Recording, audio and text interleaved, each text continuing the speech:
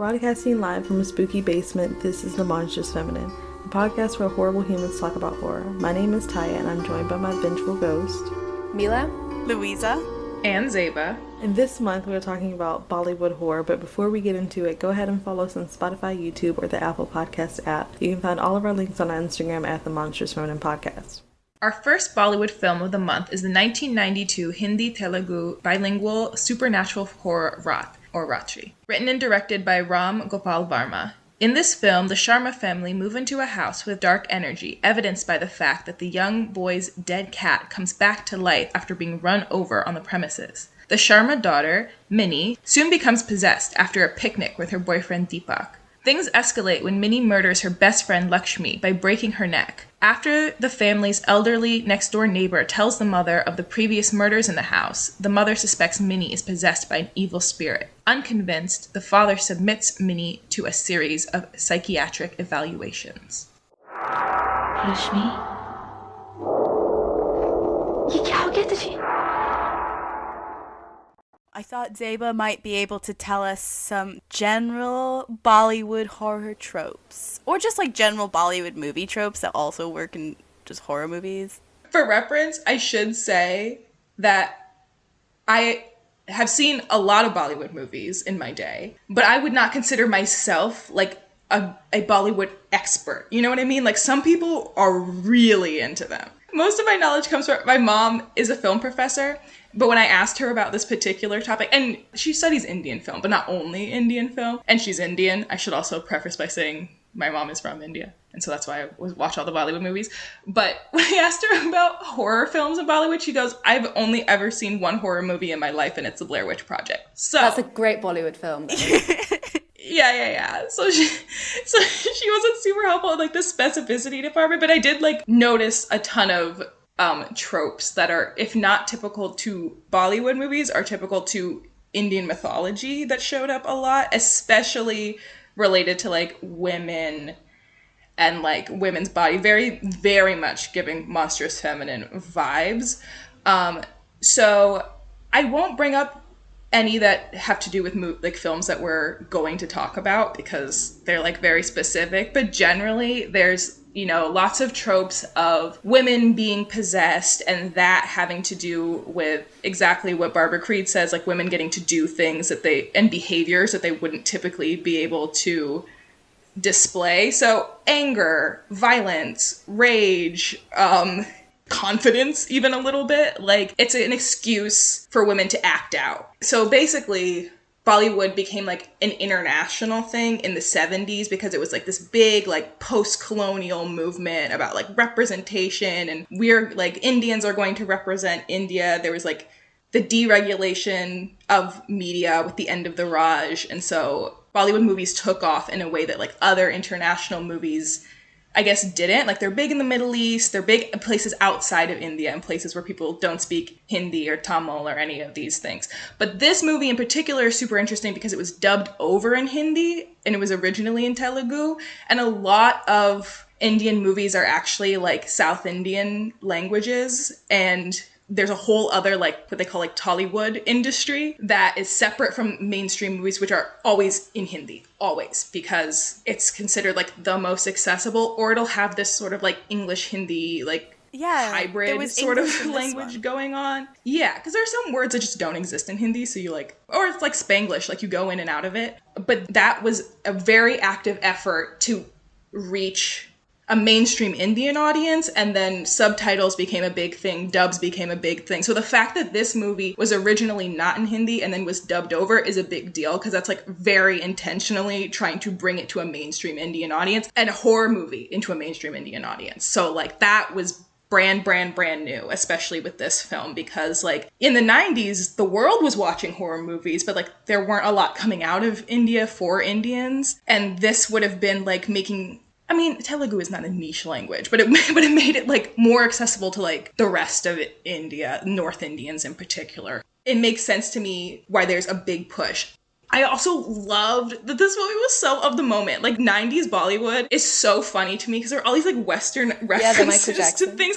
Yeah, like he was wearing a New Kids on the Block shirt. It's this really big push to make India look like it's connected with the rest of the world. And it was. So, but I don't think that like people's perception of it was that. There was this sort of like globalist modernity going on in India in the 90s. So like a lot of the representations of it are like, I mean, Bollywood is known for being camp, melodramatic, weird special effects, over the top sort of like colors and music and like slapstick comedy and things like that. And so I just find Bollywood horror movies to be just like this really fascinating thing because it is very intentionally trying to be what horror movies already were, trying to find a place for it in Bollywood. And I think they did it. Like once we get to the newer movies, I'm like, this feels very authentically Indian and also still follows the like formula of a horror movie, you know, of like a haunted house or a possessed person or like a curse. But at the same time, the way that Indians incorporate mythology and superstition into their everyday lives is like normal. Like in horror movies in the West, it's like a bit forced, I think, and like the characters don't necessarily You have to like find that weird witch in the woods to explain shit. Yeah, and you spend half the movie trying to convince the characters that something supernatural is even going on, whereas like in my experience, in my family, like it's not so outlandish to suggest that something supernatural is going on. But I think it just took a couple years for Bollywood horror movies to stop being so formulaic and stop trying to be like American horror movies or Italian horror movies or things like that, and to like find their niche about where these things have like a very natural intersection. Yeah, intersection. Thank you, Professor Zeba. That was very insightful. The Monstrous Feminine is on Apple Podcasts, so please go leave us a 5-star review. And if you do engage with our content, you might just get a shout out in our next episode as our Witch of the Week. This episode, our Witch of the Week is Perry Pumpkin 92 from the US, and this is from the 18th of January last year. And they said, I really enjoy this podcast. The hosts offer fresh perspectives to the films being discussed and dive into the psychological aspects / real world application of the storylines. I feel like this pod is still working towards finding their groove or format formula, however, that is not a negative for me. The chemistry between the hosts is great and their voices are easy to listen to. Looking forward to the growth of this pod. Thank you. And this was a year ago? This was a year ago, so we were still relatively new. But to be fair, that's a comment that's probably still applicable now. Because we were students who had all the time in the world when we started this, and we are no longer students who have all this time in the world. I'm flattered with your patience, and I'm happy that you still enjoy it. What do you think, Perry Pumpkin? Do you think we have grown since you wrote this January last year? Are they going to write us back? I'd love a letter. Friendly reminder that we are also on Patreon. For £1 a month, you gain access to our Discord. For £3 a month, you get to hear a cut discussion from our main episodes. And for £5 a month, you get all that plus a bonus episode. If you enjoy our podcast, please support us. Any contribution helps. Thank you. I want to start with what you said in the catch-up, Zeba, about the monstrous feminine and the possession thing and how it relates to Creed, because Creed says when she's discussing The Exorcist that possession gives women in horror films an excuse to act out taboos, which I thought was super interesting because in this film it's kind of like normal. The taboo is murder? Well, okay, hang on.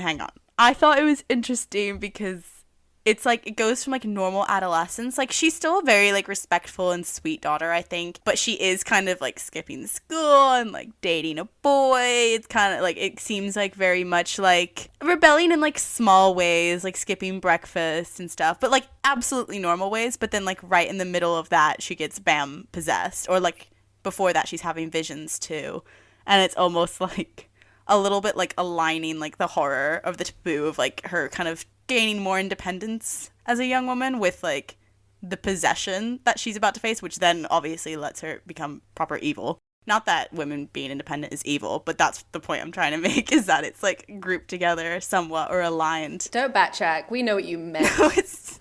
So what I did not understand is why she was killing the people she was killing. Like, why kill your best friend, or why go after your father? Like, why are you going after the people that you love most?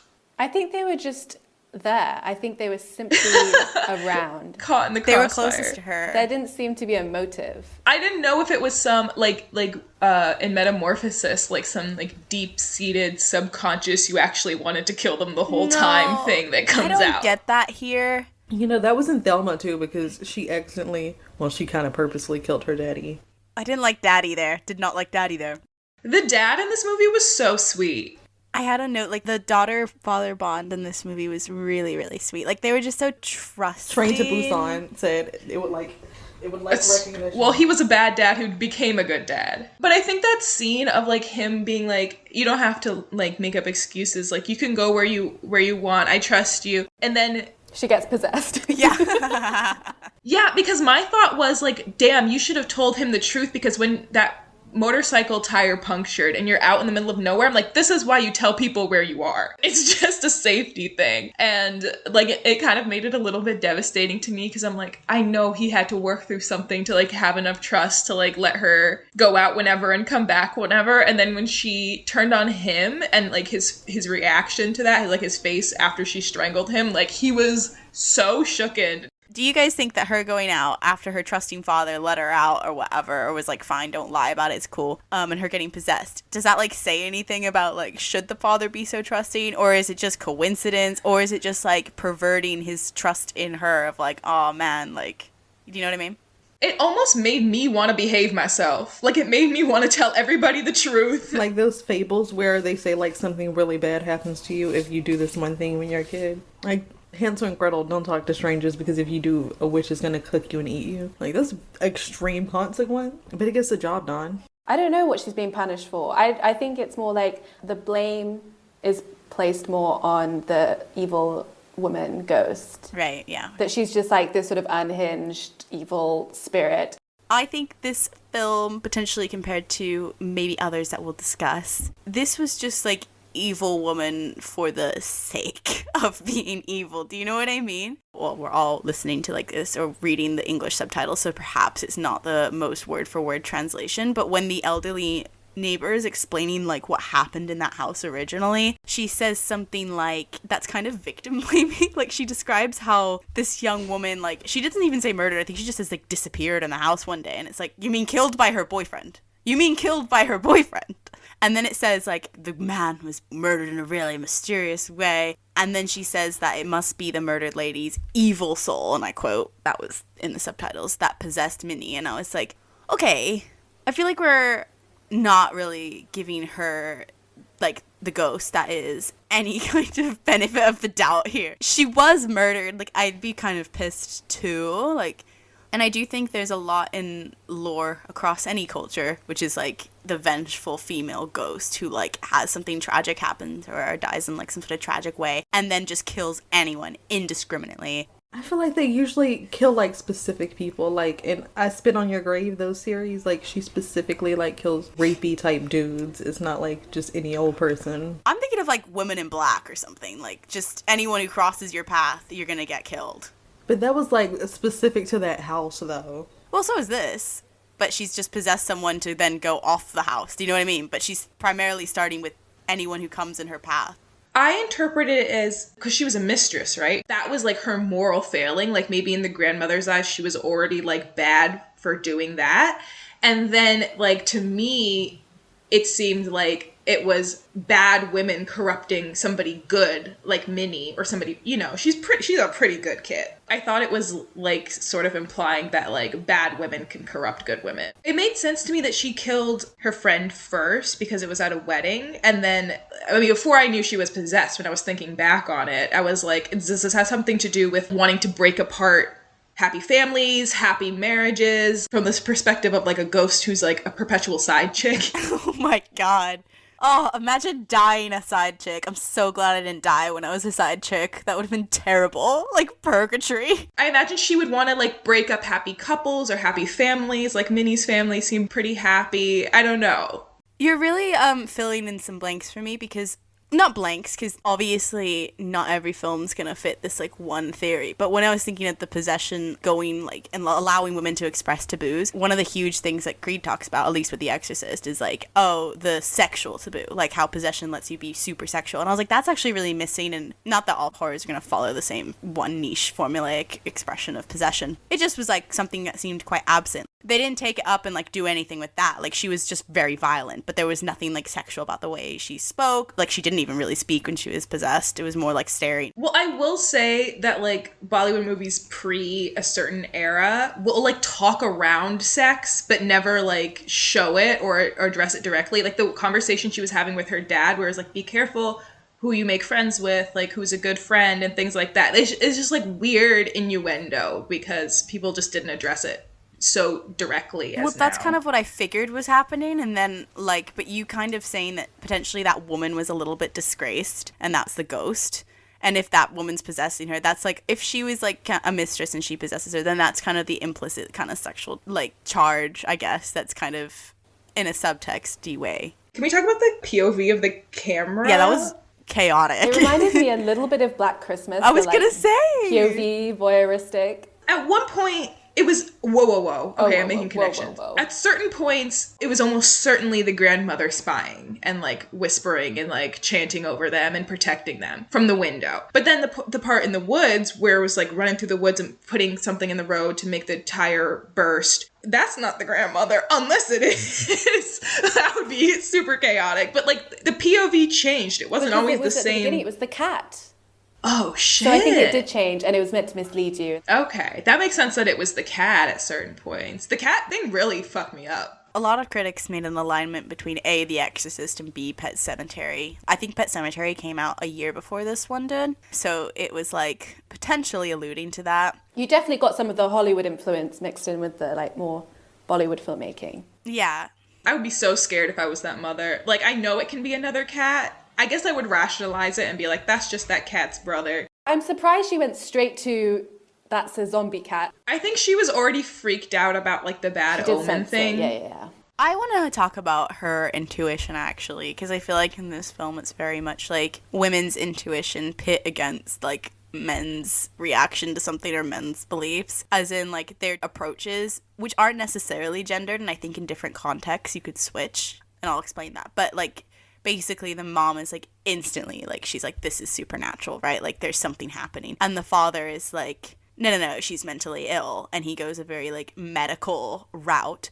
And what I mean by this could switch is I think sometimes in maybe a different genre or different like whatever in different films, like it will be the woman who's trying to convince them that they're actually mentally ill and the men who deny it. Like I think mental illness could be like considered a kind of thing that people don't believe in general. But in this context, it's like very much medical approach, and mental illness is like the masculine one and the supernatural is like the feminine one. Like that's what we're believing here, or how it's been divvied up. The doctor's pretty tolerant, to be fair, and he's like kind, but he does say like, oh, like, let her, go to this witch doctor. It will give her some satisfaction, which is kind of condescending. So it's kind of like, let the woman kind of indulge these whims and then we'll get to the serious stuff. That was the tone. The women are usually right in these movies, like the women who possess some sort of intuition or even like that they lean more towards belief in the supernatural rather than science or like a mental health explanation. That feels like more the general consensus of like people, like I don't know, of society, like a lot of cultures are that way, where they're like, prey on it, this is not a mental illness. It almost feels like the reversal of what we've seen. Like for some reason I was thinking of Suspiria because they talked to the psychologist in that one too, and there's a sort of like supernatural versus mental health thing going on. And I even the way that the psychologist in this one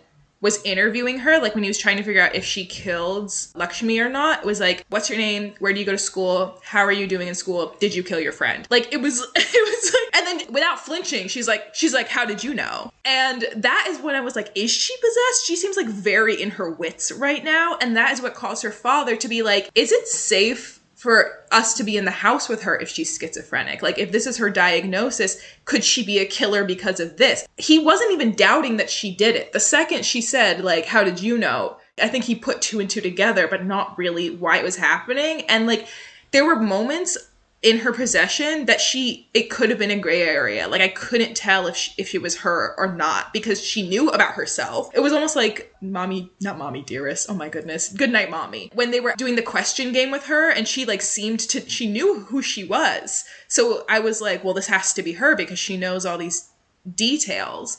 And she was having visions ahead of time. So I'm like, how much of this is complete, total possession where she is unaware of what's going on versus how much does she remember and is aware after she kills people? Like, does she remember killing people? Because in the end, when she's split in two, it seems like she's sort of like trapped in the body and witnessing the events that are going on, but not in control of the body. But then there are certain points where it seems like she thinks she dreamt it or it's all a blur and she can't like piece together. But part of me, maybe it's not her in the body then, but it seems like she remembers killing people and is like, when she's getting interrogated by the police, like she doesn't answer any of his questions. She like freaks out, runs away. And yeah, that could be because her friend is dead, but is it also because she remembers and feels guilty? Is she trying to like cover something up? It was all very like in that weird gray area between culpability of like, how much does she know? How much does she remember? I don't know if it's meant to be like intentionally ambiguous so that you're like, which is the real her? When is she possessed? Or whether it's just like the way it unfolded, like it didn't piece together in the end. The only time we know is when her eyes are that color and she's like looking into your soul. That's true. Because mental illness is brought up and like a alternative to what's going on, do you think there's like a bit of fear of mental illness? I interpreted that as like trying to establish like Indian identity in film. This is very much of that era of like, we don't believe in schizophrenia. It's actually a ghost. And that's how we view things. Like to me, it was not a masculine feminine binary. It was an Eastern Western diagnosis binary. And like, look how intuitive our women are. Without her, we wouldn't have known that this was possession. And it's like a very weird, I don't know what to make of it almost. I need to like sit with that. Yeah.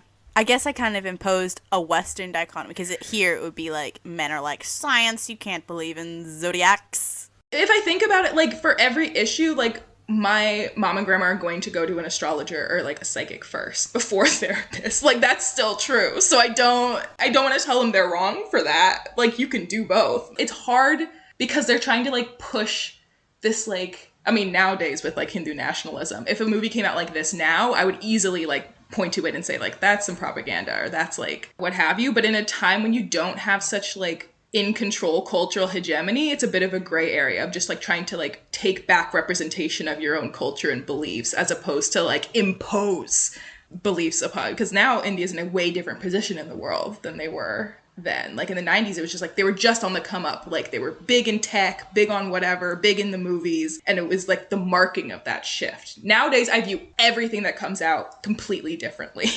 I think that like medicine in general took a really big turn from how it used to be. Ugh, I hate to quote Foucault. In his book, The Hospital, he talks about how like medicine went from being the person who came in your house and put herbs like on your wounds, like saw you regularly and tended to you, till being like you go to a hospital and you wait in a room for like hours and someone comes and says like, okay, you got this, bye. And like that depersonalization of medicine, I think in a way is like very masculine. It feels masculine in a way. Everything is like very oversimplified and there's like always an easy solution for stuff. And nowadays, especially like when you have so much like medical disparity around the world and there's a lot of different countries that are having like a resurgence of women dying in labor, particularly the US is having a really big problem with Black maternal health. There's practical reasons of why women don't trust doctors or going to medical doctors. I mean, you can look at most medical textbooks and most of the like symptoms and diagnoses and stuff are built around male patients that they did the studies on. And furthermore than that, it's like most of the symptoms or even like on skin conditions are only like described on white skin. So there is like naturally distrust, especially among women and especially among women of color or of medical facilities. It's hard with like movies like this or movies in general of like when people are like, oh my gosh, like it feels so like mystified that women want to turn to like astrology or want to turn to a witch doctor or something, because it's like, why would you want to go to the doctor where someone's going to say you're crazy or your baby's going to die or you're going to die? There's a lot of different factors nowadays, particularly that makes this film feel like more relevant. Depending on the film, their depiction of it could either be feminist or it could still be, like, I suppose, archaic in the way it presents women as batshit crazy, which they are. True. Thank you for listening to The Monstrous Feminine. Be sure to follow us on Instagram, SoundCloud and Spotify at The Monstrous Feminine Podcast and on Twitter at The MonFemPod. Subscribe to our YouTube channel and rate and review us on Apple Podcasts and follow us on TikTok at The Monstrous Feminine Pod. Brooms up, witches out.